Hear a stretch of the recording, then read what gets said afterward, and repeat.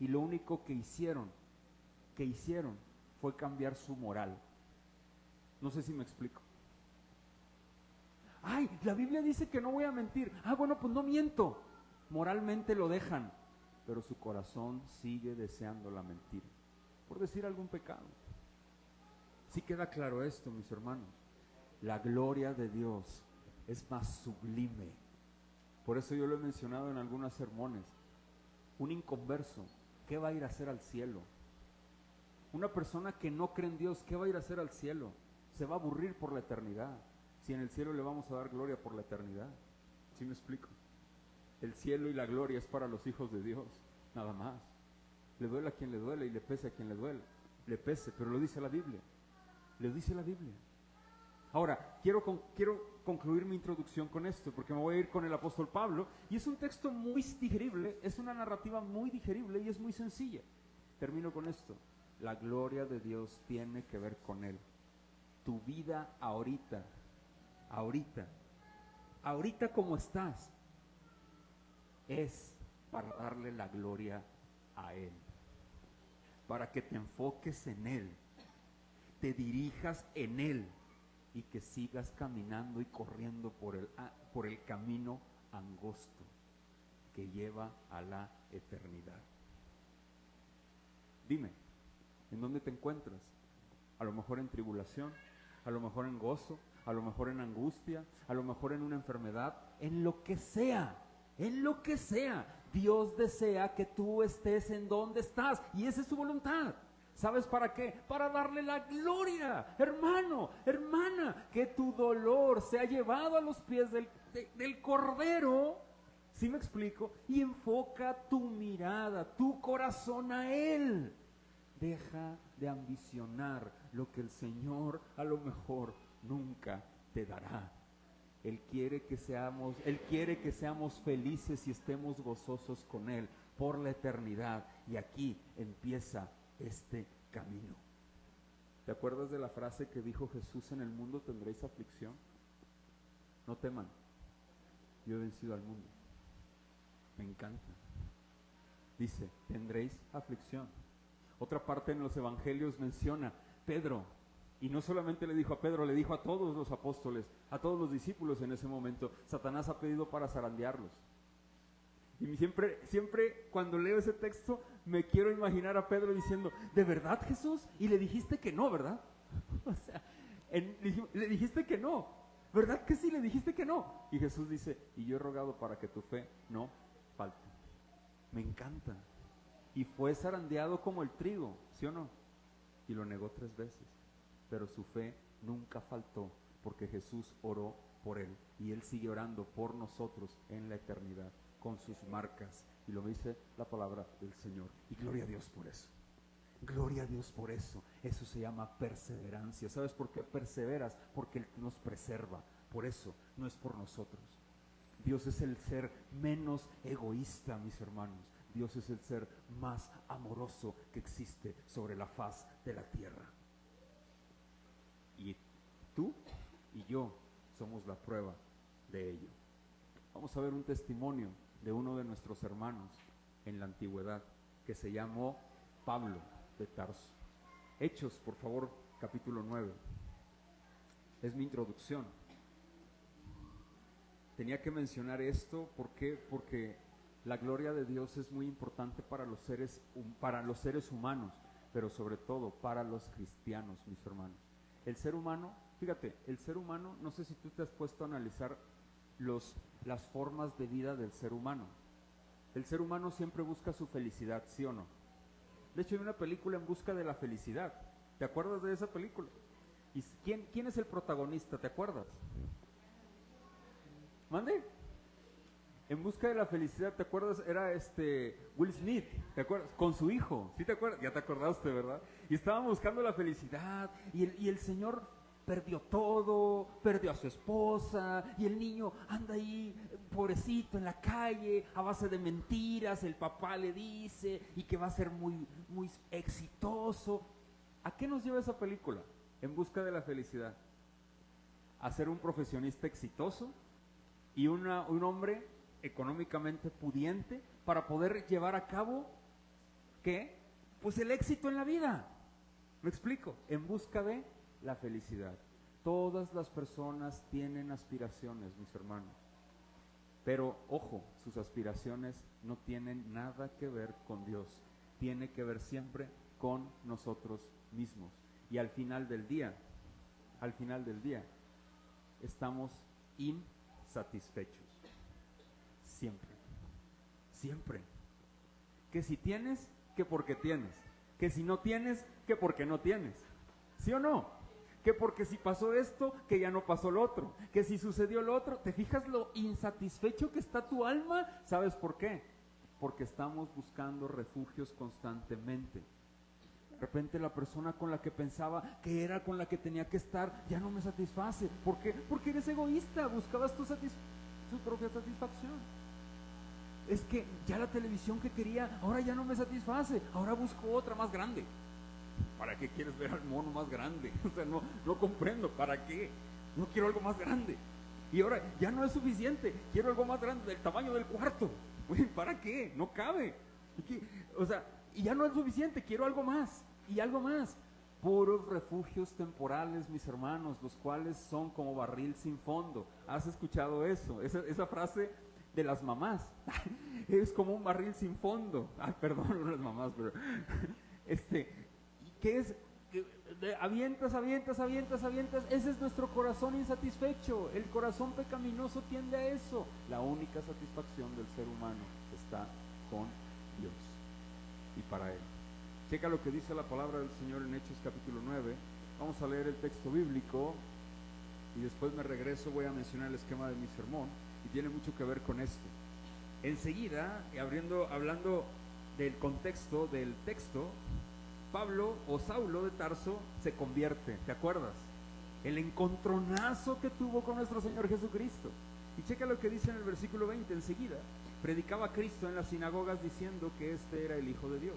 Y todos los que le oían estaban atónitos y decían, ¿no es este el que asolaba en Jerusalén a los que invocaban este nombre? Y a eso vino acá, para llevarlos presos ante los principales sacerdotes. Verso 22, pero Saulo mucho más se esforzaba y confundía a los judíos que moraban en Damasco, demostrando que Jesús era el Cristo. Pasados muchos días, los judíos resolvieron en consejo, ¿qué dice? Matarle. Pero sus acechanzas llegaron a conocimiento de Saulo, y ellos guardaban las puertas de día y de noche para matarle. Entonces los discípulos, tomándole de noche, le bajaron por el muro, descolgándole en una canasta. Cuando llegó a Jerusalén, trataba de juntarse con los discípulos, pero todos le tenían miedo. Entonces Bernabé dice, no creyendo que fuese discípulo. Entonces Bernabé, tomándole, lo trajo a los apóstoles y les contó cómo Saulo había visto en el camino al Señor, el cual le había hablado, y cómo en Damasco había hablado valerosamente en el nombre de Jesús.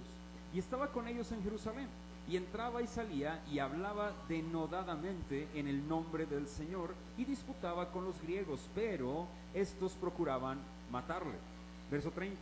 Cuando supieron esto los hermanos, le llevaron hasta Cesarea. Dice más adelante, y le enviaron a Tarso. Verso 31, entonces las iglesias tenían paz por toda Judea, Galilea y Samaria, y eran edificadas andando en el temor del Señor, y se acrecentaban fortalecidas por el ¿qué? Espíritu Santo. Esto es interesante porque después de que el apóstol Pablo nace de nuevo, Saulo nace de nuevo, ¿sabes qué es lo primero que quiere hacer? Predicar. Esa fue la instrucción que Jesús le dio. ¿Seguros? Fíjate lo que dice en el versículo 9, ahí mismo en el texto bíblico. Dice, ve, porque instrumento escogido me es este para llevar mi nombre en presencia de ¿qué? En el versículo 19, por favor. No, perdón, en el versículo 15. Perdóname, 9:15. El Señor le dijo, ve, le dice a Ananías, ¿te acuerdas? En la conversión de Saulo. Porque instrumento escogido me es este para llevar, ¿qué dice? Mi nombre en presencia de ¿quién? De los gentiles. Y luego Hasta ahí. Esta es la instrucción que le dio Jesús ¿a quién? A Ananías. A Ananías. Esto es muy interesante porque más adelante Saulo confirma que esa fue la instrucción que le dio Ananías a Saulo. Esto es importante. ¿Qué fue lo que hizo Saulo después de su conversión? Empezó a predicar, pero ¿en dónde? En las sinagogas. La instrucción era a los gentiles. No sé si me explico. ¿Quién es el discípulo o el apóstol, llamado a los gentiles? Pablo. Saulo. A los gentiles. ¿Quiénes son los gentiles? ¿O quiénes somos los gentiles? Todos los que no son judíos, como nosotros. Saulo de Tarso me encanta porque era un fariseo de fariseos. Número uno, era un personajazazo en los fariseos, conocido e instruido a los pies de Gamaliel, como ya lo mencioné la semana pasada. Pero esto es muy interesante porque nuestro Señor Jesucristo no lo manda con los judíos. No lo manda con los suyos, lo manda con los gentiles.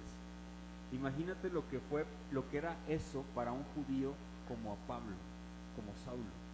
Era un encontronazo, era un choque de trenes tremendo. ¿Cómo? ¿Yo a los gentiles? ¿Sabes qué creían los judíos? Y hasta el día de hoy, ¿sabes lo que creen de nosotros los gentiles?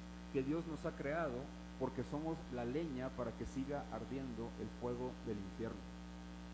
Cada gentil que se muere es un leño que se avienta para que el infierno siga ardiendo. Eso es lo que nos consideran los judíos ortodoxos.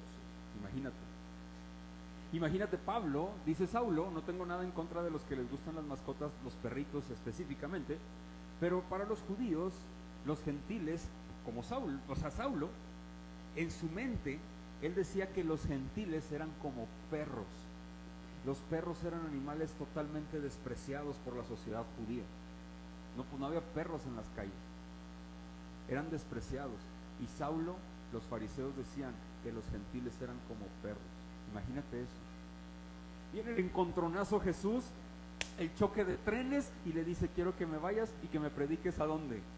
A los gentiles. ¡Wow! ¿Tú crees que Pablo? Sí, Señor, por supuesto, con todo mi ánimo voy. Yo me pongo en las sandalias de Saulo. Claro, ¿cuál es el primer gentil que me encuentro? Al primero, venga. Y se va, ¿sabes a dónde? A la sinagoga. Me encanta. Y luego va a las sinagogas, empieza a debatir, a reñir, y lo quieren matar.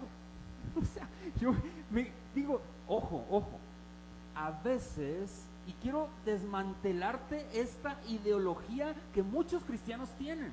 Mucha gente ve a David como wow, a Moisés como wow, a Abraham como wow, y ya no tenemos ídolos y ya no les ponemos veladoras, pero verdaderamente que abrazamos tenemos muchos ídolos dentro de las escrituras. Oh Moisés, oh Abraham, oh David, oh, no sé por qué nadie dice oh Salomón, oh Sansón. ¿Has visto la historia de Sansón? Oh Saúl. Yo me quisiera parecer a Saúl. O también Pablo. Oh Pablo. ¡Hombre, Pablo! Hermanos, ellos eran seres humanos como tú y como yo, salvados por la gracia, pecadores hasta la médula, así como tú y como yo. Fallaron demasiado. Como yo les decía, somos buenos para cuestionar la salvación de Saúl, pero todos los que estamos aquí nos parecemos más a Saúl que a David. Somos buenos para definir, ¡ay, Pablo era excelente! Pero Pablo también aprendió, mis hermanos, en medio de la gracia. Pablo también aprendió y tenía que crecer como discípulo del Señor. ¿Sí o no los apóstoles aprendieron? Por supuesto que aprendieron. Pedro después del Pentecostés nunca fue el mismo, mis hermanos. Pero aún ahí, Pablo confrontó a Pedro diciéndole: no seas hipócrita. Por seas hipócrita, Pedro, ¿qué te pasa? Pablo enfrentando a Pedro, sí, porque ellos también eran seres humanos y se equivocaban, mis hermanos. Pablo estaba aprendiendo. Jesús le había dado una instrucción y le dijo: yo quiero que me seas testigo a los gentiles y quiero que me vayas y que me prediques a los reyes. ¿Te acuerdas cuando se presentaba con los reyes? Le dice el rey Agripa: oh Saulo, por poco me convences, me persuades a ser ¿qué? Cristiano. Ocurría algo cuando este hombre hablaba de Cristo, con la firmeza que hablaba a las personas que no eran judías. Pasaba algo, y ¿sabes cómo se llama lo que sucedía? El Espíritu Santo empezaba a obrar a través de él. Pero ¿sabes por qué? Porque obedecía. Le costó mucho, porque la voluntad de Dios en muchas de las ocasiones no coincidió con la voluntad de Pablo. ¿Sí me explico? ¿Sí queda claro esto? Y eso, familia, la voluntad de Dios a veces te va a doler por tus intereses egoístas. Pero hermano, y me duele hasta el alma lo que voy a decir, es saber a muchos cristianos revolcándose y sintiendo mucho dolor, cuando a cada rato les estoy repitiendo: arrepiéntete de tu pecado, arrepiéntete de tu condición, arrepiéntete, que no te das cuenta que si eres nacido de nuevo, estás diseñado para darle la gloria a Dios, y ahí es donde va a estar tu refugio, ahí es donde Cristo se glorifica, ahí es donde está tu verdadera felicidad, ahí es donde está tu gozo. Ya deja de dar cosas en contra del aguijón. El Señor quiere obrar y seguirá obrando. Por favor, arrepiéntete y abandona con todo tu corazón tu pecado. No solamente de hablar, por hablarlo, no solamente en comportamiento, sino de corazón. Por favor. Y eso fue parte de mi introducción. Pablo va a las sinagogas, y es la primera parte de mi sermón, porque Pablo empieza a predicar. Saulo. Y empieza a predicar diciendo: yo quiero hablarle a los judíos, a mis compatriotas. Cuando yo leo la segunda carta de Pablo a Timoteo, que es la última carta escrita por él, yo siempre lloro. Yo no sé por qué, pero cuando veo el último capítulo, lloro. Cuando se empieza a despedir de Timoteo y le dice: yo ya estoy pronto para ser sacrificado. Y luego le dice: pero te pido que vengas pronto a verme. Tráeme a Juan Marcos, porque me es útil para el ministerio. Y tráeme el capote, los pergaminos y todo lo que dejé en la casa de no sé quién. Y empieza a darle. Pero antes le dijo: yo ya estoy pronto para ser sacrificado. Pero él decía, me puedo ver en la mente de Pablo diciendo: pero si el Señor quiere, seré libre. Pablo ya había aprendido la voluntad de Dios, que la voluntad de Dios es mejor que la de él. Es hermoso ver a un hombre crecido en la piedad, amando cada vez más a Cristo y muriendo diciendo: oh mi Señor, tú eres mi aliento, mi ánimo, mi auxilio, mi esperanza, mi permanencia. Gracias, porque tengo la eternidad. Como cuando murió David Brainerd en la casa de Jonathan Edwards, y dice Jonathan Edwards, cuando escribe la biografía del misionero, de los más jóvenes contemporáneos, David Brainerd muere de tuberculosis y estaba a los pies Jonathan Edwards. Este muchacho se casaría con la hija de Jonathan Edwards, pero no se casó porque muere de tuberculosis. Y cuando está atendiéndolo Jonathan Edwards, dice Edwards en la biografía de Brainerd, dice: él empezó a susurrar y dijo: escucho a los ángeles cantar, santo, santo, santo. ¡Wow! Y se acerca a Edwards y escucha y dice: escucho a los ángeles cantar, santo, santo, santo. Y dice: oh, estoy a punto de ver a mi Señor. Y suspiró. Me encanta, hermanos. ¿Cuántos aquí podemos anhelar ese momento? Porque la voluntad de nuestro Señor es lo que nuestro corazón requiere y necesita. Necesitamos amarlo más, con lo que somos, con cada metro, con cada célula, con todo lo que somos. Y Él solamente puede darnos amor para poderle entregar a Él, no nosotros. Porque Desde el principio somos egoístas por naturaleza. Queremos que Él nos ame, pero no estamos dispuestos a amarle, a tomar nuestra cruz y seguirlo. Amemos más a Cristo. Checa lo que pasa con Pablo. Más adelante dice en el versículo 21, y todos los que le oían estaban atónitos, estaban perplejos. ¿Por qué? Porque decían, ¿no es este el que asolaba en Jerusalén a los que invocaban este nombre? Y a eso vino acá. ¿Para qué? ¿Qué dice? Para llevarlos presos ante los principales sacerdotes. Pero Saulo mucho más, ¿qué? ¿Qué hacía? Se esforzaba. Él se esforzaba. Él quería refutar. Él estaba luchando con sus fuerzas. Saulo estaba esforzándose cuando Jesús le había dicho algo. ¿Me explico? Él estaba esforzándose por convencer a sus compatriotas de que se arrepintieran y que Jesús era en verdad el Hijo de Dios. Pero Jesús le había dicho, quiero que vayas a los gentiles. ¿Sí me explico? Después más adelante él sigue, pero checa lo que dice, y confundía a los judíos, los confundía. ¿Te has esforzado por convertir a alguien alguna vez? O sea, fíjate lo que te dije, ¿te has esforzado por convertir tú a alguien alguna vez? ¿Sabes? Un testimonio de un puritano, Thomas Manton, para ser preciso, dice lo siguiente.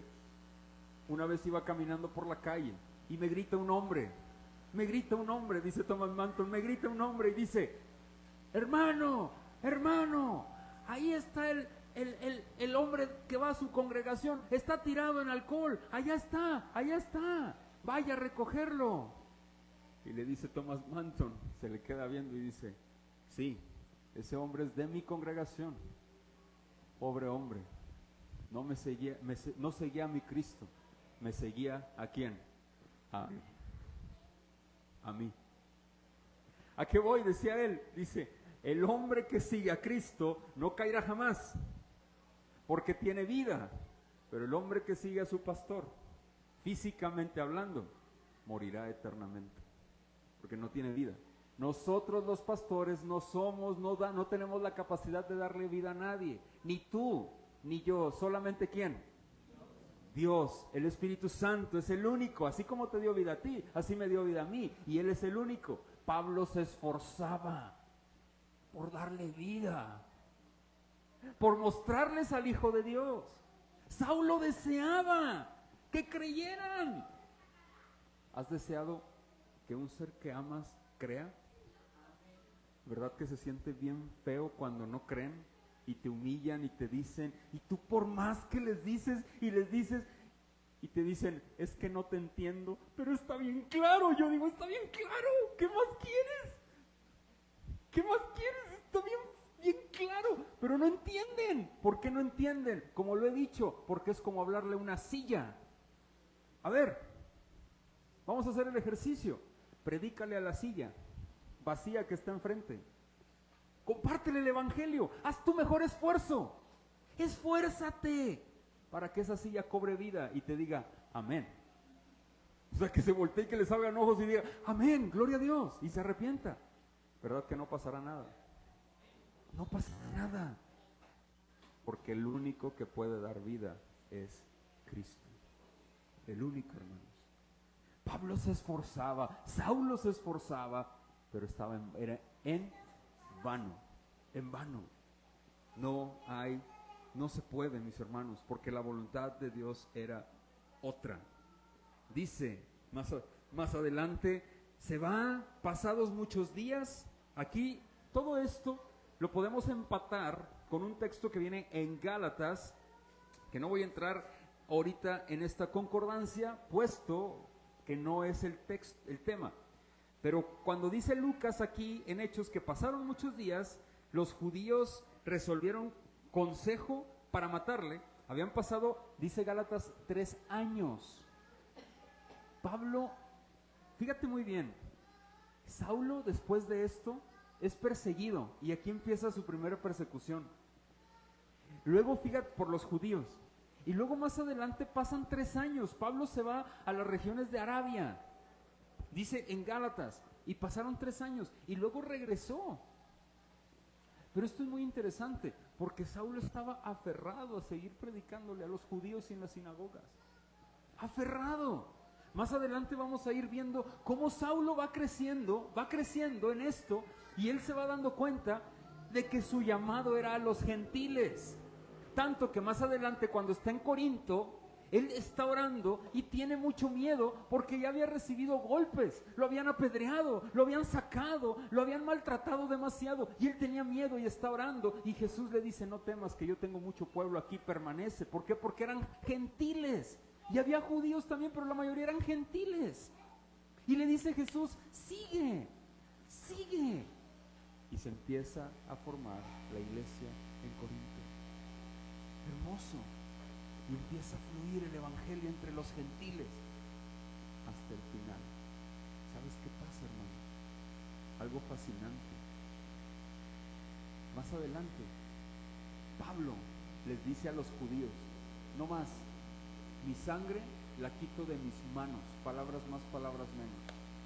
Ya me cansé de hablarles. En pocas palabras. Y me encanta porque Pablo aprendió.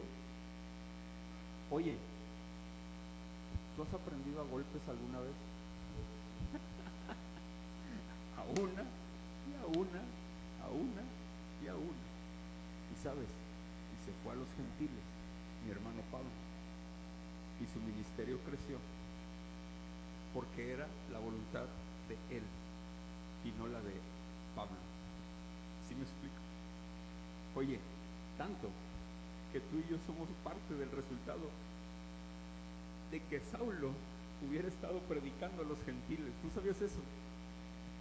Tú sabes que tú y yo, fíjate, ¿cuál es el más grande compendio que todos nosotros tenemos,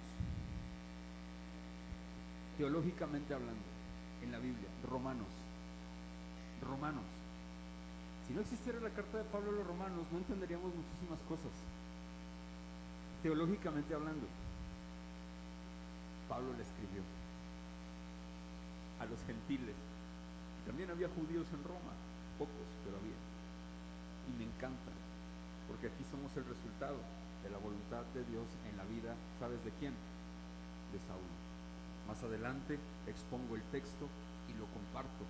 Hermanos, Pablo va otra vez, trata de compartir con los griegos helenistas y lo tratan de matar. Lo bajaron por un canasto, ¿te acuerdas? Lo bajaron como un canasto. ¿Por qué? Porque lo querían matar. ¿Quiénes? Los judíos. ¿A dónde lo había mandado Jesús? A los gentiles. ¿A quién había mandado Jesús con los judíos? A Pedro. Más adelante vamos a ver cómo Pedro se afirma en que también la salvación era también para los gentiles y no solamente para los judíos, y lo veremos la próxima semana. Pero quiero concluir con esto, hermanos. La voluntad de Dios siempre va a ser mejor para tu vida y para la mía. Siempre, siempre. Si tú quieres conocer la voluntad particular, la voluntad para tu vida de manera particular, es en la que es en donde te encuentras ahorita. Ya redimido. Y quiero decirte algo. ¿Qué estás haciendo? Fíjate, concluyo con esto. ¿Qué podemos aprender de este relato con Pablo? De la voluntad de Dios para su vida. Que todas las cosas, mis hermanos, se hacen para tu gloria y no para la tuya. Siempre buscamos nuestra gloria, ¿sí o no? En todo lo que hacemos. Pablo, fíjate, Pablo siguió siendo Pablo. Pablo era un hombre testarudo y aguerrido, y Dios utilizó eso para afirmar que el evangelio en los gentiles. Número 2, Pablo fue transformado de fariseo a cristiano, como tú fuiste transformado también, y como yo. ¿Qué aprendemos de este texto? El conocimiento de Pablo, Dios lo usó para sus planes, mis hermanos. Y Dios está usando lo que tú eres y lo que tú tienes para sus planes y lo quiere seguir usando para los suyos y no para los tuyos. Te voy a platicar algo que me pasó a mí hace tiempo y lidio con esta idea en ocasiones. Yo no estudié nada que tiene que ver con letras. Yo estudié la ingeniería, topografía, yo soy topógrafo. Estudié la topografía, son matemáticas exactas. O sea, yo estudié eso, yo no estudié nada de comunicación, y nada de eso. Después ya estudio la teología y todo esto. Pero cuando el Señor me llama, yo le digo, Dios, y me confirma, pero pues si yo sé leer y me gusta leer, pero no sé cómo hacerlo, ¿no? Y lidiaba con esa idea. Cuando veía a Pablo, me encantaba. ¿Por qué? Porque era un choque, ese choque de trenes que te expresé ahorita, lo veía reflejado en mi vida personal. Como decía, es que yo quiero que hagas esto. Intenté tantas cosas con la ingeniería civil, con la topografía, tantas cosas, y ninguna funcionaba, hermano. Ninguna. Yo decía, bueno, pero, o sea, ya de cristiano, hasta una empresa cristiana, ante esto, lo otro, o sea, para hacer puras proyectos de congregaciones, regalar esto, hacer lo otro. Dios no quería eso para mí. Me veo tan reflejado aquí con Saulo. Y te digo algo, el perseguir la voluntad de Dios en mi vida, familia, me ha hecho feliz y ha traído contentamiento a mi corazón.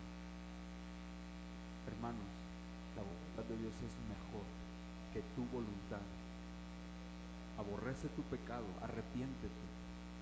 No solamente tus acciones, número 1. Número 2, persigue donde estás ahorita, donde estás, busca su voluntad siempre. Es lo mejor. Por ejemplo, en la maternidad, ¿cómo buscas la voluntad de Dios? ¿Cómo la persigues? Por ejemplo, en el noviazgo, ¿cómo persigues la voluntad de Dios? Por ejemplo, en tu crianza, ¿cómo persigues la voluntad de Dios? ¿Cómo persigues la voluntad de Dios en tus relaciones interpersonales? Hazte esa pregunta.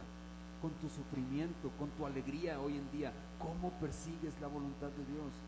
Oye, con tu matrimonio, con tu trabajo, ¿cómo persigues la voluntad de Dios? Hazte esa pregunta, órala y dile al Señor que te ayude a responderla, porque su voluntad es buena, es agradable y es perfecta. Lo que nosotros como cristianos requerimos urgentemente es hacer su voluntad, darle la gloria a Él. Amén. Vamos a orar, por favor. Señor, te damos gracias por este tiempo. Muchísimas gracias por tu misericordia y tu amor. Señor, creemos que tus propósitos, nuestros propósitos particulares, tú los usas para tus planes. Siempre se trata de ti y no de nosotros mismos. Te damos muchas gracias por todo tu amor, toda tu fidelidad y tu provisión. Hoy queremos solicitarte que por favor nos ayudes, que nos bendigas, que nos santifiques, que seas tú, mi Dios, ayudándonos, fortaleciéndonos, guiándonos, Dios grande de Israel. Papá, gracias, muchas gracias por tu misericordia, tu amor y tu bondad. Ayúdanos que en la maternidad, que nuestra paternidad, que nuestro trabajo, que nuestras relaciones, que nuestra vida en el día a día, Señor, siempre busquemos tu gloria. Ayúdanos a estar satisfechos en ti, por favor. En nuestra naturaleza pecaminosa no podemos. Ayúdanos, por favor. Jesús, gracias, mi Señor. Amén. Hermanos, vamos a ponernos de pie y vamos a entonar un último canto, por favor.